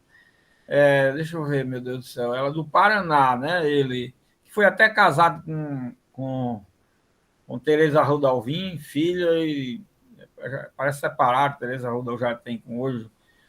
Vambier, Vambier, que o sobrenome é Vambier, certo? Esse livro não é um... É aquela história, também não é um livro que se encontra, porque é um livro que foi publicado, o autor não fica repetindo, mas é o que existe de melhor no Brasil sobre o tema de obrigação de tutela específica de obrigação de fazer e não fazer. E é assim, aí são obras e autores que vão sendo trabalhados por temas, certo? Bom, na próxima aula, se Deus quiser, hoje é sexta, né? Segunda-feira, que eu acho que segunda-feira também já passa o trabalho da primeira prova, certo? Você já pode fazer esse final de semana, que eu já disse mais de uma vez como é o trabalho. Você já pode ir adiantando. Aí, durante a semana, vão só terminar. Eu vou dar o prazo de segunda-feira para outra segunda-feira, dizer como é a redação e o prazo para entregar na outra segunda-feira também, já sobre a primeira avaliação, tá bom? Segunda-feira, e a segunda-feira a gente trabalha do artigo 96 a 98, ok? Do Código do Consumidor, que é o efeito da sentença quanto à obrigação de pagar. Olha como é interessante, ok?